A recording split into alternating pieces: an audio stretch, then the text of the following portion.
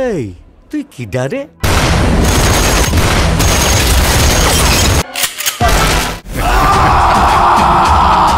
আসসালামু আলাইকুম viewers, welcome from papa and Mabru. সবাই কেমন আছেন?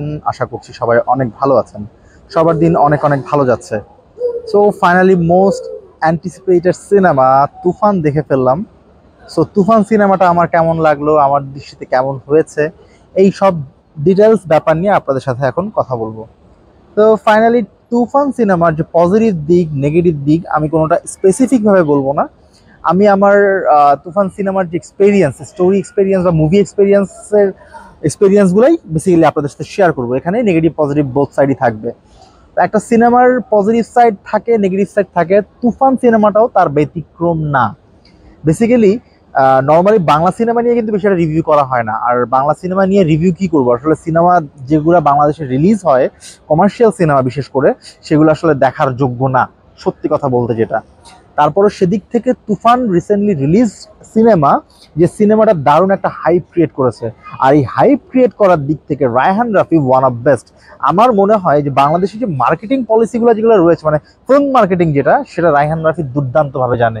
আর সে কিন্তু দারুণভাবে এই সিনেমার মার্কেটিং বা প্রমোশনাল অ্যাক্টিভিটিসগুলো চালিয়েছে, যার দরুন সিনেমাটা ভালো একটা হাইপ ক্রিয়েট করতে পেরেছে। তো সিনেমাটা কেমন লাগলো সেদিকে আসি। হ্যাঁ, সিনেমাটা ডেফিনেটলি অন্যান্য 8-10টা বাংলা সিনেমা থেকে বেশ উপভোগ্য মনে হয়েছে। আর এই সিনেমাটা কমার্শিয়ালি বেশ ভালো একটা সিনেমা। সিনেমার ভালো দিক বলতে গেলে, এই সিনেমা আপনাকে উপভোগ্য কেন করবে? উপভোগ্য এই জন্য করবে, এই সিনেমাতে যে ব্যাকগ্রাউন্ড মিউজিকটা ইউজ করা হয়েছে, ওই মিউজিক আপনাকে বসায় রাখবে। ওই মিউজিকটা আপনার ভেতরে একটা পাম্প ক্রিয়েট করবে। আপনি উদ্গ্রীব হবেন মুভিটা ক্যারি করার জন্য, মুভিটা সামনে এগিয়ে নেওয়ার জন্য। সো এই মুভির ব্যাকগ্রাউন্ড মিউজিকটাকে বলবো যে, ভারতে যেমন একজন অনিরুদ্ধ আছেন, এই সিনেমা দেখার পর আমার মনে হয়েছে আমাদের দেশে একজন আরাফাত মহসিন আছেন। প্রতিটা ব্যাকগ্রাউন্ড মিউজিকের সাথে আপনি হয়তো ভারতীয় সিনেমার ব্যাকগ্রাউন্ড মিউজিকের সাথে কিছুটা মিল পাবেন, বাট পুরা মিল না, মৌলিক ব্যাকগ্রাউন্ড মিউজিকই বলা যায়। তবে কিছু কিছু ক্ষেত্রে কিছু কিছু মিউজিক আপনার মনে হবে কিছুটা কাছাকাছি, আপনি এই টাইপের মিউজিক শুনেছেন, কিন্তু তারপরেও প্রতিটা মিউজিকই মৌলিক মৌলিক ব্যাকগ্রাউন্ড মিউজিক। সো এই ব্যাকগ্রাউন্ড মিউজিক আপনাকে বসিয়ে রাখবে। তো সেদিক থেকে আমি বলবো, আরাফাত মহসিন আগে থেকেই আমার একটা প্রিয় লিস্টে ছিল, মানে একজন প্রিয় মিউজিক ডিরেক্টর হিসাবে, as a background music director বা মিউজিক ডিরেক্টর হিসাবে আমার প্রিয় মিউজিশিয়ানদের মধ্যেই ছিল।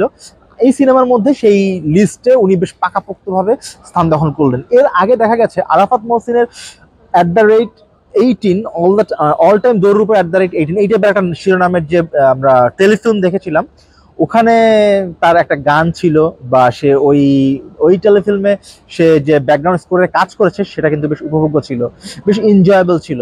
আমার তার এটা মনে পড়ে। এছাড়া আরো বেশ কিছু উনি কাজ করেছেন। কিন্তু তারপর গত বছর যখন সুড়ঙ্গ রিলিজ পায়, তো সুড়ঙ্গ সিনেমাতেও কিন্তু তার ব্যাকগ্রাউন্ড মিউজিক ছিল, এই মুভিতেও কিন্তু তার ব্যাকগ্রাউন্ড মিউজিক। মানে আপনি দুইটা মুভিরই ব্যাকগ্রাউন্ড মিউজিক দেখবেন, ব্যাকগ্রাউন্ড মিউজিক আপনাকে বসিয়ে রাখবে। মানে ব্যাকগ্রাউন্ড মিউজিক কি, যে আপনি সিনেমা শেষ, ওই মিউজিকটা আপনার ব্রেনের মধ্যে ভনভন করে ঘুরছে। তো যখনই এই কাজটা হবে আপনার সাথে, আপনি বুঝে নেবেন যে ওই ব্যাকগ্রাউন্ড মিউজিক স্কোরটা সাকসেসফুলি ডান হয়েছে।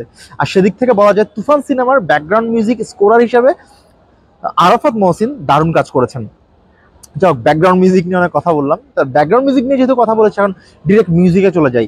এখন রায়হান রাফিকে কেন বলছি যে প্রমোশনাল অ্যাক্টিভিটিসে he is one of best. সে জানে যে এখন বাংলাদেশি দর্শক বা অডিয়েন্সের পালস কি, সেটা বুঝেই সে কিন্তু তার সিনেমায় কাস্ট করেছে মিউজিক ডিরেক্টর হিসেবে প্রীতম হাসানকে। প্রীতম হাসানের লাগে উড়াধুরা তো চার্ট বাস্টার বলা যায় একটা গান, আর ট্রেন্ডিংয়ে এখন পর্যন্ত রয়েছে দারুণভাবে, বেশ শক্তপোক্তভাবে রয়েছে। এছাড়া রয়েছে নাভেদ পারভেজ। নাভেদ পারভেজের কিন্তু অনেক হিট ট্র্যাক রয়েছে, অপারেশন অগ্নিপথ, মুসাফির সিনেমা, আরও বেশ কিছু সিনেমায় তার কিন্তু দারুণ দারুণ ট্র্যাক রয়েছে। সেদিক থেকে যে এই সিনেমা তুফান সিনেমার যে টাইটেল ট্র্যাক বেশ ভালোভাবে সিনেমার সাথে মিশে গেছে। তবে এই টাইটেল ট্র্যাকের সাথে কিছুটা সিমিলারিটি পাওয়া যায় কেজিএস সিনেমার যে তুফান শিরোনামের যে গানটা রয়েছে সেটার সাথে। আমি বলবো না ইটস এ কপি, বাট কিছুটা সিমিলারিটি পাওয়া যায়। সিমিলারিটি বলতে গেলে অ্যানিমেল সিনেমায় একটা ব্যাকগ্রাউন্ড স্কোর আছে, রণবীর কাপুর যখন বেসিক্যালি অনেক সময় তার মুভমেন্টের উপর একটা ব্যাকগ্রাউন্ড মিউজিক ছিল, ওখানে এই মুভিতেও কিন্তু তার কাছাকাছি মানের কিন্তু একটা কিন্তু স্কোর রয়েছে, কিন্তু ওইটা একবারের জন্য আমরা শুনতে পাই, এরপরে রিপিটেডলি শোনা যায়নি। এখন ট্রেন্ডিং এ নাম্বার 1 যে সংটা রয়েছে দুষ্টু কোকিল, এই গানটার কিন্তু মিউজিক দিয়েছে আকাশ। আকাশকে আমরা জানি প্রতি বছর বাংলা সিনেমাতে একটা করে গান সে মিউজিক দিয়ে থাকে, প্রায় প্রতিটা গানের মিউজিক কাছাকাছি মানের হয়, বাট কাছাকাছি মানের হলেও তার মিউজিক কিন্তু প্রত্যেকটা কিন্তু হিট করে। যেমন প্রতি বছর যে ঈদের মানে বাংলা মুভিতে যে ঈদের সং গুলো যে রিলিজ হয় তার প্রত্যেকটাই কিন্তু আকাশ দিয়ে থাকে। সো ওই দিক থেকেও কিন্তু এই সিনেমাতে আকাশ একটা গান করেছে এবং এই গান এই মুহূর্তে নাম্বার 1 রয়েছে। এছাড়া আরো দুইটা গান রয়েছে, যে দুইটা গান এখন পর্যন্ত রিলিজ হয়নি, সামনে রিলিজ হয়ে যাবে। একটা হচ্ছে হাবিব ওয়াহিদের গাওয়া গান, আর একটা আরাফাত মহসিনের মিউজিকে আর একটা গান। তো ওই গানে কিন্তু বেসিক্যালি যখন ওই গানটা যখন আপনারা দেখবেন আপনারা কিন্তু ডাঙ্কির সাথে কিছু মিল পাবেন কোরিওগ্রাফিতে, এটা সিনেমা দেখলে আপনারা বুঝতে পারবেন। আমি কিন্তু মুভির শুরুতে স্পয়লার অ্যালার্ট দেইনি, হয়তো আমার এই রিভিউতে অনেক স্পয়লার চলে আসবে, তো আপনারা একটু ক্ষমা সুন্দর দৃষ্টিতে দেখবেন। যদি আপনারা মনে করেন যে আমার এই রিভিউটা আপনারা স্পয়লারের জন্য স্কিপ করতে চান, সো আপনারা স্কিপ করতে পারেন, যদিও আমার রিভিউতে তেমন ভিউয়ার্স হয় না। তো যাই হোক, আশা করবো যে এই মুভি রিভিউতে ভিউয়ার্স হতে পারে, হলেও ফাইন না হলেও ফাইন, আমি নিতান্তই শখের বশে করি, আমার ভালো লাগে করতে, দ্যাটস ওয়াই করি। এগুলো ছিল এই সিনেমার পজিটিভ দিক। কালার গ্রেডিং ভালো হয়েছে, যদিও রায়হান রাফি বলছেন এটা বাংলাদেশি সিনেমা, কিন্তু এই সিনেমার যে আমরা সেট আপ গেট আপ যেগুলো দেখতে পাচ্ছি সেটা দেখে বাংলাদেশি সিনেমা মনে হয়নি একবারের জন্য। মনে হয়েছে হয়তো 10% বা 15% টাইম, মোস্ট অফ টাইম মনে হয়েছে এটা একটা ইন্ডিয়ান সিনেমা। হ্যাঁ, হয়তো বলেছে যে ঢাকা লোকেশন নিয়ে কয়েকটা কথা বলা হয়েছে, কিন্তু অ্যাকচুয়ালি আপনি যখন লোকেশন দেখবেন আপনার মনে হবে না যে ঢাকায় কোথাও করা হয়েছে, এটা মনেই হবে যে এটা ইন্ডিয়াতেই করা হয়েছে। ইভেন অনেক কিছুই, অনেক এক্সেন্ট বা স্টার কাস্টিং বা অ্যাক্টিভিটিস সব দেখে সেটাই মনে হবে। আর এই সিনেমাটা রিলিজ হওয়ার আগে কিন্তু একটা হাইপ ক্রিয়েট হয়েছিল যে এই সিনেমাটা কোনো গ্যাংস্টারের জীবন থেকে নেওয়া হয়েছে, যেটা রায়হান রাফি কিন্তু এর আগে তার প্রতিটা সিনেমাতে সে ইন্সপাইরেশন স্টোরি থেকেই কিন্তু সেটা সিনেমা বিল্ড করে, বাট এই সিনেমায় কিন্তু সে কোনো ইন্সপাইরেশন নেয়নি, এটা সম্পূর্ণ একটা মৌলিক গল্প। এই সিনেমা দেখতে বসে আমার একবারের জন্য মনে হচ্ছিল যে এই সিনেমাটা বোধহয়, এই সিনেমার নাম যদি এনিমেল রাখা হতো কোনো অংশে ভুল হতো না। তুফান রাখা হয়েছে, নামকরণ এটাও সার্থক, এবং যদি এই সিনেমার নাম এনিমেলে রাখা হতো, মানে কখনো কখনো আমার মনে হয়েছে এনিমেল রাখা হলেও এই সিনেমাটা সার্থকভাবে প্রমাণিত হতো আর কি। আরো কিছু ব্যাপার আমার একটু লেগেছে, যেমন একটা ডায়লগ চঞ্চল চৌধুরীর, তুফান খুব ভয় পাইছি রে, এই যে ডায়লগটা, তো এই ডায়লগটাও কিন্তু মিসিং ছিল। হ্যাঁ, আপনি একটা সিনে দেখবেন সে তুফান বলে ওঠে, বাট এরপরে যে খুব ভয় পাইছি রে ডায়লগটা আপনি খুঁজে পাবেন না পুরো সিনেমায়। তো এই জিনিসগুলো মার্কেটিং স্টান্ট হিসেবে কিন্তু রায়হান রাফি বেশ ভালোভাবে কাজে লাগিয়েছে। এছাড়া এই সিনেমার একটা দিক আমার কাছে একটু অকওয়ার্ড লেগেছে, সেটা হচ্ছে আপনি যখন সিনেমাটা স্টার্ট করবেন সিনেমার শুরুতেই কিন্তু একটা ভালো অ্যাকশন রয়েছে, তো ওই অ্যাকশনটা কিন্তু আপনাকে বসাবে, মানে আমরা একটা পাওয়ার প্যাকড অ্যাকশন সিনেমা দেখছি। বাট যদি ওই অ্যাকশনটা তখন না দেখানো হতো, কারণ ওই অ্যাকশনটা কিন্তু রিপিট আবার দেখানো হয়েছে ইন্টারভেলের পর, তো একই সিন একদম হুবহু সেম একটা অ্যাকশন দুইবার দেখানো হয়েছে, এই জিনিসটা আমার কাছে আসলে একটু ওয়ার্ড লেগেছে।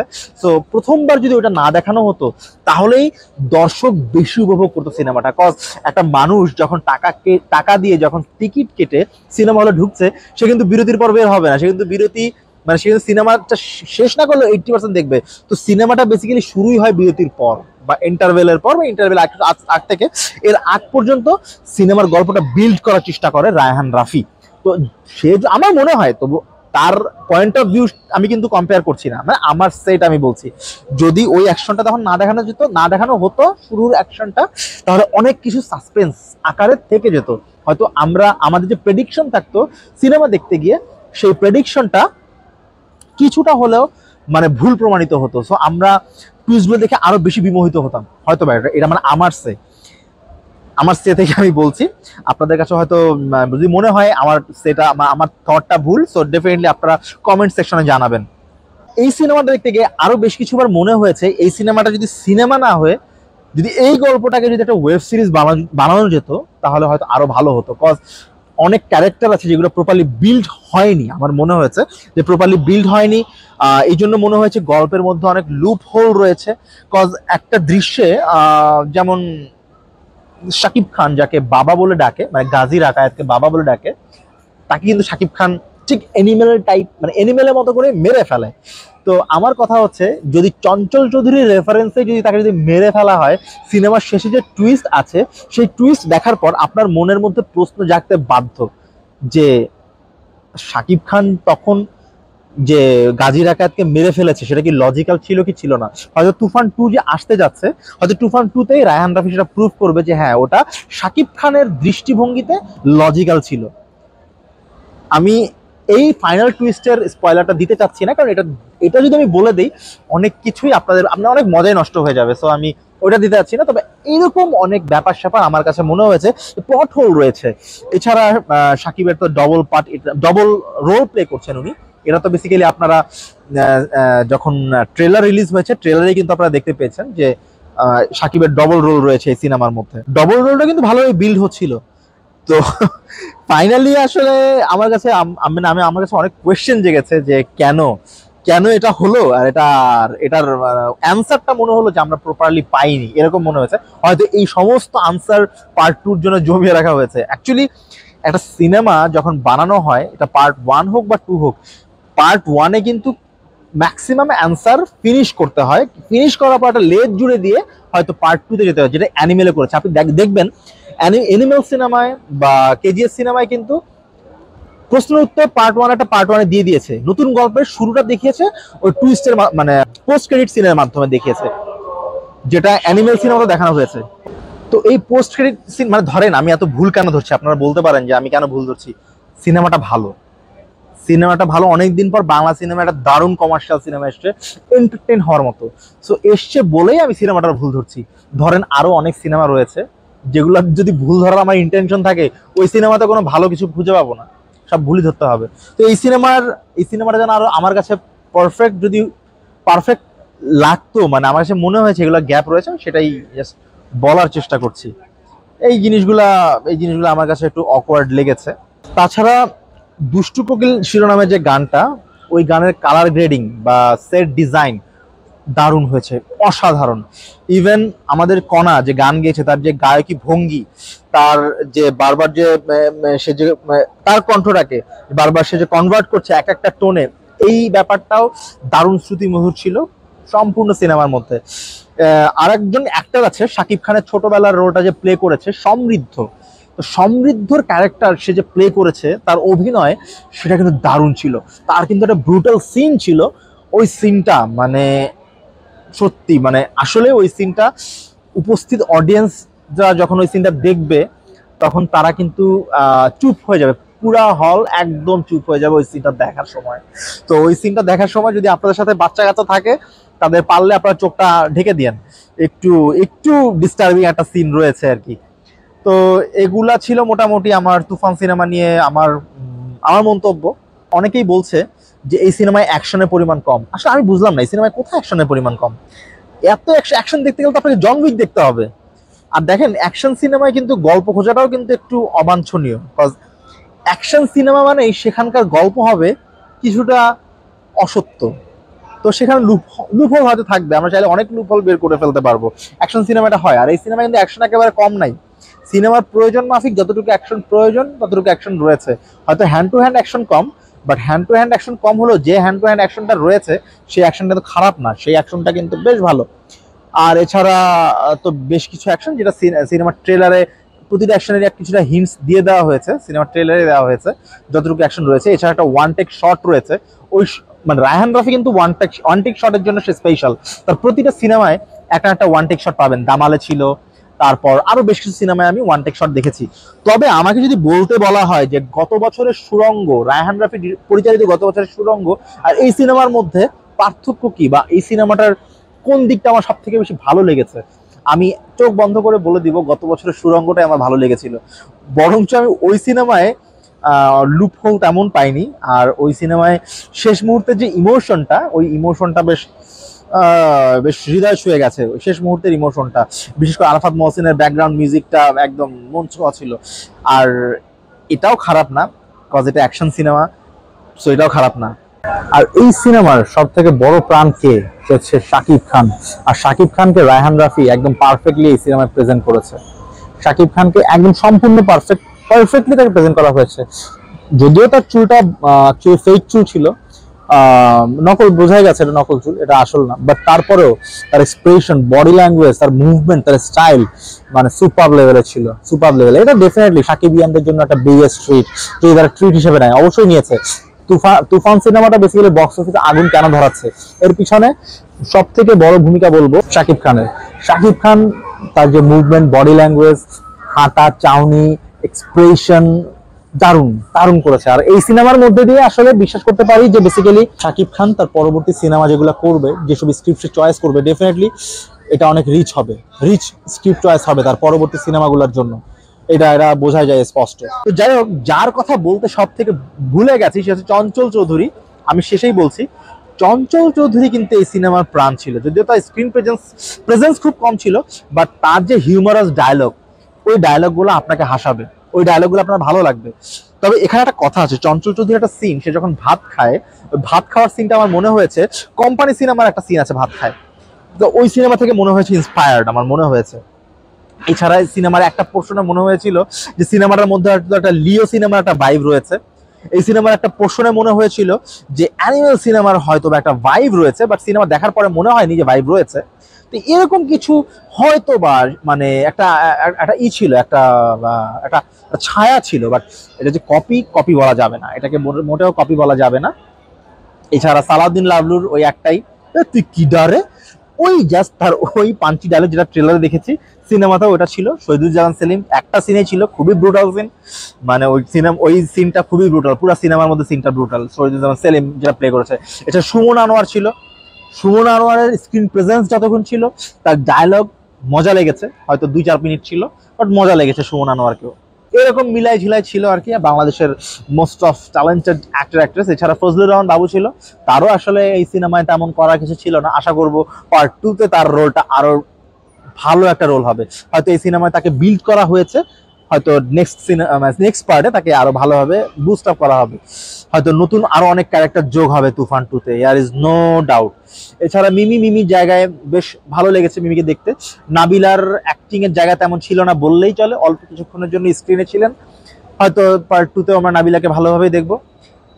এই তো বাংলাদেশের বর্তমানে সিনেমার প্রেক্ষাপট, সেই হিসাবে তুফান সিনেমাকে 3.4 দেওয়া যায় আউট অফ 5। আর সিনেমা ভালো লেগেছে, সিনেমাটা আপনারা চোখ বন্ধ করে দেখতে পারেন, অ্যাজ এ কমার্শিয়াল হিসেবে দারুণ একটা সিনেমা। আশা করবো রায়হান রাফি এই যে প্লট হোল আছে, বা হয়তো তার মধ্যে যে ক্রিয়েটিভ ব্যাপার রয়েছে, নো ডাউট, কোনো সন্দেহ নেই, রাইট নাও বাংলাদেশের one of most beautiful director Raihan Rafi সিনেমার জন্য।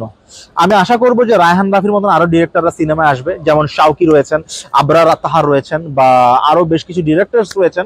আমার মনে হয় যারা বাংলা সিনেমায় যদি তারা জয়েন করেন, ভালো করবেন, সিনেমাও ভালো লাগবে। আমার পরবর্তী রিভিউ গোলাম মামুনকে নিয়ে হবে, দারুণ লেগেছে আমার, ওইটা নিয়ে আমি একটা রিভিউ করব। ততক্ষণ পর্যন্ত আপনারা সবাই সুস্থ থাকুন, ভালো থাকুন। আর যারা না টেনে আমার এই রিভিউটা দেখেছেন তাদেরকে অসংখ্য ধন্যবাদ। ভিডিও নিয়ে যদি কোনো কমেন্টস থাকে অবশ্যই কমেন্ট সেকশনে জানাবেন, চ্যানেলটা সাবস্ক্রাইব করুন, ভালো থাকবেন।